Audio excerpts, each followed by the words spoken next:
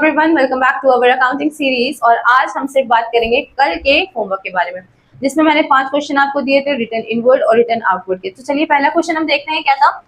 Goods हमने फैजान को बेचे 12,000 में और फैजान ने गुड्स वापस करे 4,000 के गुड्स उसने हमें वापस कर दिए। यहाँ पे एंट्री क्या हो जाएगी, रिटर्न इनवर्ड अकाउंट डेबिट हो जाएगा और फैजान ने वापस करा मतलब उसके पास से आ रहा है तो उसका अकाउंट क्रेडिट में चला जाएगा।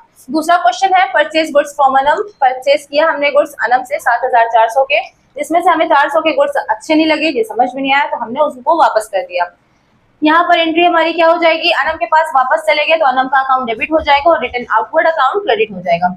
इसी तरीके से तीसरा क्वेश्चन दिया हुआ है कि गुड्स हमने परचेज करे मोहन से, जिसकी कॉस्ट कितनी थी 10,800, उसमें से हमें 1200 के गुड्स समझ में नहीं आए तो हमने क्या करा, उसको वापस कर दिया। तो सेम इसकी भी एंट्री होगी कि मोहन अकाउंट हमारा डेबिट हो जाएगा और रिटर्न आउटवर्ड अकाउंट क्रेडिट हो जाएगा। Now see the fourth question, goods हमने बेचे माया को कितने रुपए के, 9,700 के, जिसमें से माया को 700 रुपए के नहीं पसंद आई तो उसने हमें रिटर्न कर दिया। यहाँ पे क्या हो गया, रिटर्न इनवर्ड अकाउंट डेबिट हो गया और माया का अकाउंट क्रेडिट हो गया। Now see the fifth question, goods purchase from Isha. Isha से हमने गुड्स परचेज करा जिसकी कॉस्ट थी 1500 रुपीज और उसने 500 के गुड्स हमको रिटर्न कर दिए। तो यहाँ पर भी क्या हो रहा बेटा, हमारे पास ही हमारा दिया हुआ गुड्स वापस आ रहा है तो रिटर्न इनवर्ड अकाउंट डेबिट हो जाएगा और ईशा का अकाउंट क्रेडिट हो जाएगा।